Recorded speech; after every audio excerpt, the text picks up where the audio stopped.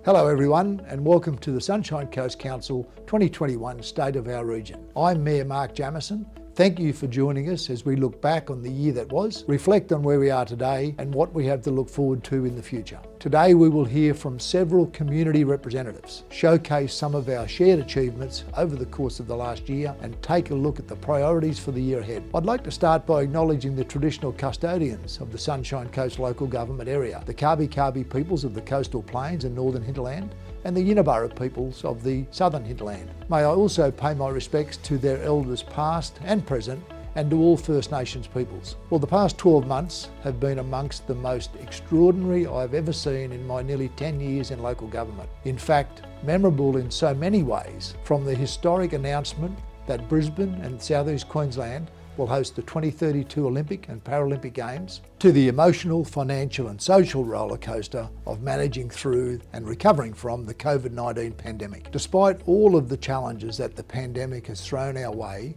our Sunshine Coast has a lot to be proud of and a lot to look forward to. From the outset, our council has had a single and unwavering priority to safeguard the interests and well-being of our community in everything we do, and in ways not previously thought possible. The health response has been multifaceted and has involved all tiers of government. Through our collective efforts, our council continues to respond to the needs of our community and support local businesses and industry to keep money circulating in the economy and keep people employed, all the while helping each other to adjust to the new COVID normal. As always, there was a number of Sunshine Coast people who shone brightly through the course of the year despite the challenges. Join me as we hear from our community about some of those stories.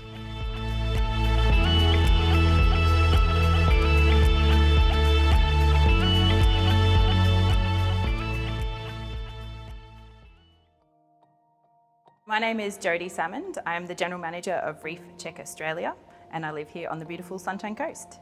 Reef Check Australia is an environmental charity that's dedicated to empowering people to protect our reefs and oceans. We really believe in hands-on work, so getting in amongst it and getting people engaged with what's going on in their community. So if we give them the opportunity to join in with hands-on research, education and involvement, we believe we can all collectively create ripples of change which turns into waves. Overall, I think that the Sunshine Coast community, when we talk about environmental protection and what we're doing within our marine community, I think we're doing okay.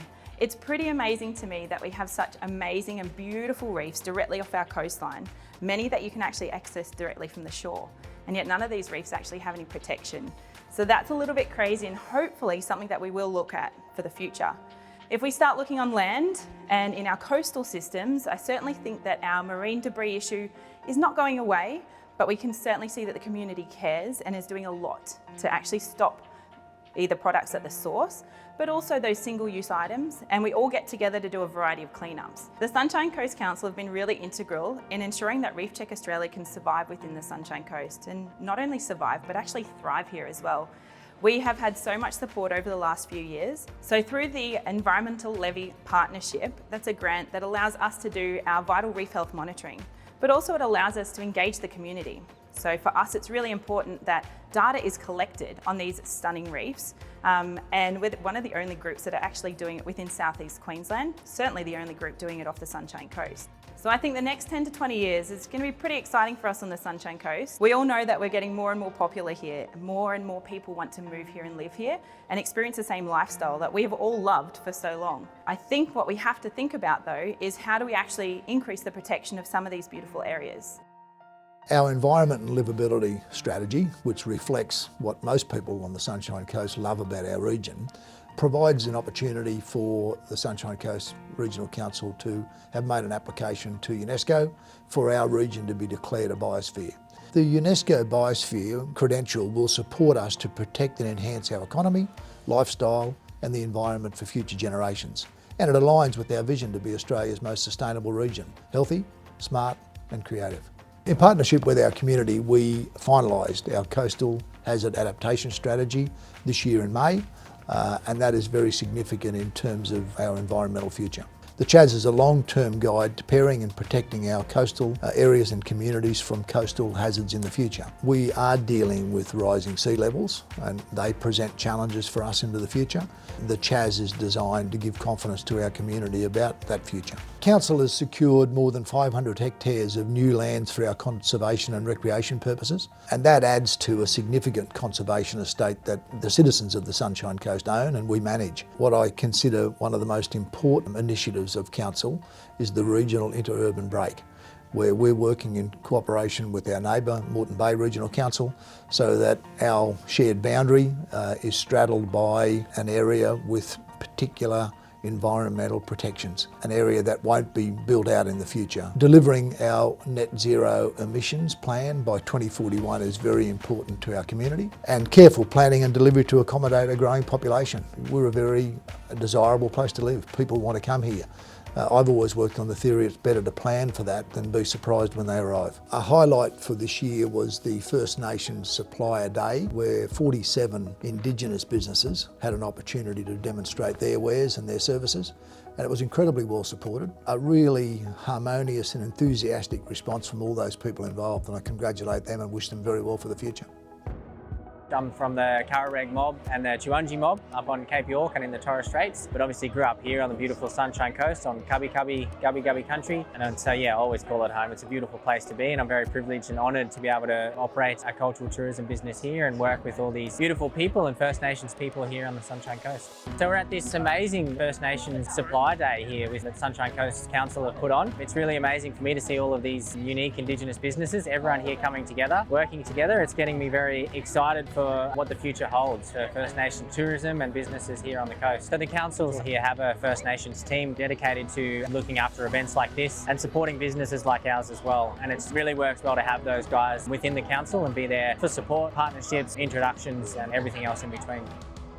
One of the areas Council has been the most active in for the last decade is in developing our economy. We've seen household incomes on the Sunshine Coast that were previously 22% below the state average, now to be only 6% below the state average. That means more jobs and more money in the pockets of Sunshine Coasters, and that's really, really important. But we can't afford to rest on our laurels. We need to continue to invest in new projects and encourage investment from other levels of government and the private sector. The world's rapidly changing. We're having to deal with problems in our community or challenges in our community and workplaces that we haven't had to deal with before. Aaron and Khayt from Mindstar have seen an opportunity, a growing opportunity where wellbeing in the workplace is a priority for employers and a priority for employees. They've diversified and developed a leading business in this area, and that's an example of the sort of foresight we're seeing on the Sunshine Coast. Mindstar's a national workplace wellbeing organisation. We're about workplace wellbeing and positive leadership. So what we do is help people to be their best every day at work, but also at home. The Be Well and Prosper portal is something that we developed for the business community in the Sunshine Coast, and it's about workplace wellbeing. And because much of the Sunny Coast is small business, then we know that it's the hardest gig in the world. We've been really lucky to have over 500 businesses sign up to the portal over the last 2 years, and they continue to sign up and be able to access all the great tools and resources. So we certainly encourage more to join that program. So I think from now we're going to have better, more honest, more open conversations, and I think business owners will be more vulnerable to actually talk about any challenges they're having in business, which will create a better community for everyone. We run a national business, but what better place to have your head office than the Sunshine Coast? There's so much opportunity and so much growth within small business, within the innovation community. More and more people with incredible skills are locating here. And with the technology that we now have and the bandwidth that we now have, it just makes it an ideal place to get that balance between work, health and home for Khayt and I and the kids. What would I hope for the next 10 years for Sunshine Coast? And I think it's keeping that culture of well-being and beauty that we all know and love, and is the reason that we're here and probably will be for the next 20 years.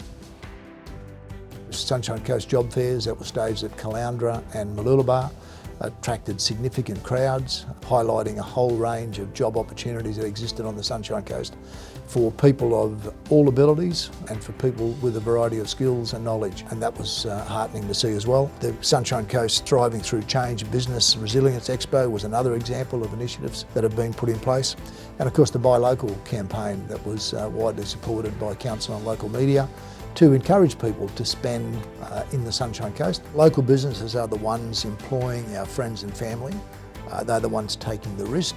They're helping to shape and support their local communities and economies, and they contribute to the regional prosperity that ultimately everybody enjoys. Quick Corp are a great example of business investment in the Sunshine Coast. They've been here for some time, but saw an opportunity to expand and can see the future that exists in a burgeoning Sunshine Coast economy that they want to be part of. Quick Corp's a manufacturing business. We focus on emergency services equipment. We're one of the largest providers in Australia, and we're also a large provider of agricultural and spraying equipment into that sector as well. And we also have a number of niche areas where we actually do environmentally friendly herbicides, data tracking, and a number of other things that supplement our main business. Quick Corp was actually started in New South Wales originally as a very small family business. It was born on the back of solving an age-old problem of controlling noxious weeds in really rough terrain. It exploded from there in its own idea because they had a patented product, and over time they were making a decision as to where they wanted to expand the business, and they had a choice between the Sunshine Coast and Coffs Harbour, so luckily enough they chose the Sunshine Coast. And from there we developed into many different markets. We went from our agricultural market into emergency services. We're now the largest rural firefighting manufacturer in Australia. That's enabled us to grow,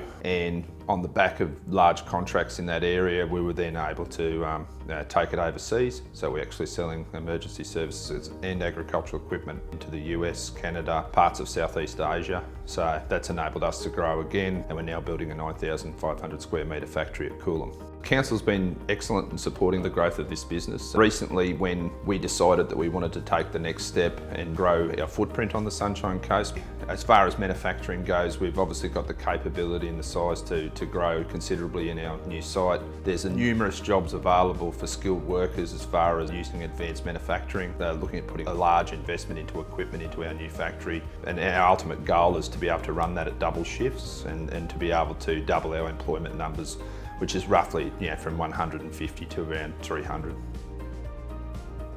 Council's award-winning community strategy successfully delivered a range of programs and events to support healthy and active lifestyles for the local community, including the highly successful LIFT project, the Healthy Sunshine Coast, Migrant Learn to Swim program, and the Healthy Ageing Forum.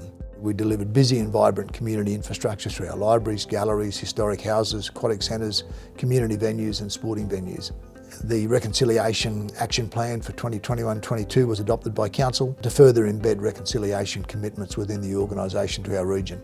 We've been involved in programs that are fostering youth activity, engaging with the elderly, particularly those people who've been disaffected by COVID, and we've supported our volunteers who play such a vital role in serving the needs of our community, but again who've been under pressure as a consequence of the pandemic. The Council has sought to stand with them and assist in every way. During the course of the last year, we responded to 1,108 grants, which saw more than $5.8 million awarded to community groups, and in addition more than $1.5 million was awarded to community organisations directly impacted via COVID through the community response grants. And that's ensured that organisations and sporting clubs and community groups are being able to stay on their feet effectively at a time when their own revenue streams were negligible because of the lockdowns and limitations placed on the community. The Sunshine Coast is becoming more and more diverse as people from all over the world seek to join us. Many of those people come with particular skills and knowledge, but it isn't always recognised here in Australia. So our Migrant Work Ready program is designed to help those people to either enhance their skills or upgrade their skills, or perhaps even pursue a different vocation. And that training program that we do with our partners is very, very important to facilitate those people's participation in our economy, in our lifestyle, in our community. And I'm very proud that Council and our partners see that opportunity and ensure those people get the best support in fulfilling their career and adding to our economy. Karen Kim is from South Korea. She was a news presenter in South Korea. She's come to Australia and is seeking similar opportunities. And I have great faith in Karen's ability and her skill level that she'll find suitable employment in Australia and become a really dynamic member of our community. I actually came here first in 2005 When I was selected a recipient of the Korean government-sponsored Working Abroad program, so I worked at one of the radio stations in Melbourne. Exactly 10 years later, I returned to Mooloolaba with my family. I actually can say that the Migrant Work Ready program was the turning point of my life in Australia. Actually, you can learn some practical skills like how to refine your resume or how to conduct the interview in English. So that kind of practical skills can actually give you some confidence when you are actually doing the job interview. I met so many wonderful mentors there and became a Merged Chamber of Commerce member and expand my social network through a monthly event. I got a job offer from ABC as a reporter right after giving my speech at the graduation ceremony.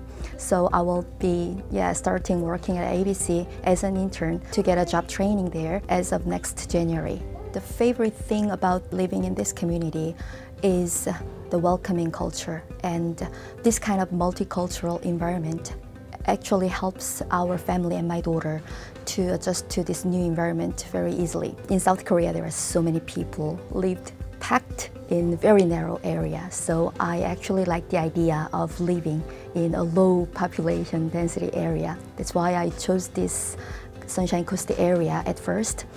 But ironically, I actually found the community really family-like environment. So I actually fell in love with this community and living in this community with our neighbours, like a family-like environment.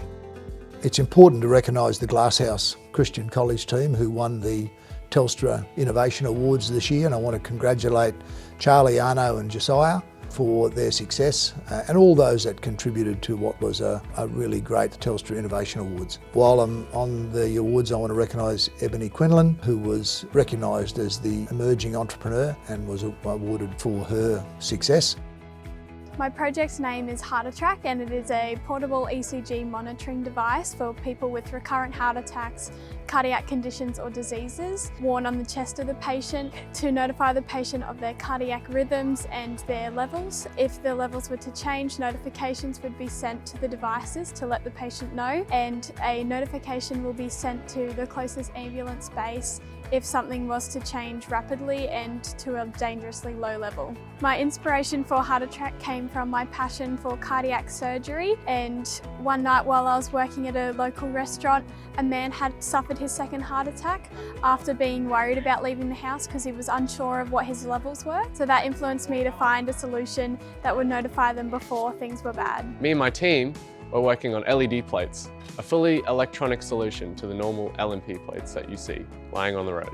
LED plates is easy to see, it's easy to use, and it's a lot more durable than the plates we have on the road now. LED plates makes it safer for everyone in the community driving, because it means for our open license drivers, they're able to see that people are just learning to drive, especially at night when it can be harder to drive, and it's safer for our LMP plate users because people know that they're still learning to drive and will give them more leniency. In the future, we would love to see our LED plates everywhere around the Sunshine Coast and even the world. The DeLorean Project and programs like the DeLorean Project are influential into us starting our careers at an early age, so we have insight into what we would actually be doing, and it influences us to connect with the community and get out there and talk to people that are willing to help us get out into the field and start our careers early. Being recognised through both the Sunshine Coast Business Awards and Generation Innovation has really helped us to put our idea out there and show that what we have is a viable solution. Young people shouldn't be underestimated by their capabilities just because they're young. We have great ideas and we should be able to use those and expand to the community and bring our ideas to life. I'd like to see the Sunshine Coast continue to develop its technology and its ideas to become one of the most technologically advanced places on the planet. I think my favourite thing about the Sunshine Coast is the level of opportunity that we have, especially as young people, to demonstrate our idea and share it with the world. I would also like to recognise Dr. Bridie Kean. Bridie is a Paralympian who calls the Sunshine Coast home, and she's been selected as our chair for the community reference group for the Olympic and Paralympic Games and the legacy that we leave on the Sunshine Coast. And I'm delighted that Bridie has accepted our invitation, and she will lead a community group to assist council in determining exactly what the very best legacies across community, environment and economy will be post the Olympics and Paralympics. I'm a Sunshine Coast local, and this year my role was to be the Paralympic athlete representative on the 2032 bid process. I went down to Brisbane for the announcement, was on stage with the likes of Dawn Fraser and other athletes bringing in the announcement. So I think even though we, at that stage, were pretty sure that the cat was in the bag, it was still a surreal moment to actually hear it announced and know that we'll be bringing home the Games in 11 years' time. It was just incredible. I'm really excited to see what the Sunshine Coast is going to become over the next 10 years. What I want for the Sunshine Coast is for it to continue to be an amazing place to live, study, work and play sport. The Games are going to bring so much to the Sunshine Coast. I don't think it's even set in what this means for our region. I think initially we think about the opportunities it will bring for our emerging athletes who will go on to compete at the 2032 Games. To think about our young athletes on the Sunshine Coast and what this means for them is really exciting, but that's only the beginning of what this will mean for the region. It's going to basically showcase our part of the world to the rest of the world, and what we are is already amazing, but what we can be is just limitless, and I think that that to me is what the Games is all about. I'm so excited about what the home Games will mean for para-athletes and young kids with a disability who may not even have discovered para-sport. First, it's just going to open up their opportunities to play more para-sport. Paralympics Australia has already committed to 500,000 more people with a disability playing social and inclusive sport as a result of the legacy of this Games. And that means that some of those young people with a disability are going to go on and actually wear an Australian jersey or uniform at our home Games. And that's just going to change their life. They might not even have discovered sport yet. And in 11 years' time, they're going to be our home heroes. And what sport can do for a young kid with a disability, I know from personal experience, is just life-changing, and I think that's one of the most exciting things about what we're going to see happen. The legacy part is what we need to be thinking about now, and I think what I want the legacy of the 2032 Games to be is that we know and we see Sunshine Coast as the most accessible region in the universe. What that means is we can leverage these Games to make our already quite accessible region a place that people with a disability can go on holiday, can come and visit, can study, can work, can be educated in a place that's completely barrier-free. And I think that that is the true legacy that I personally want to see the 2032 Games have.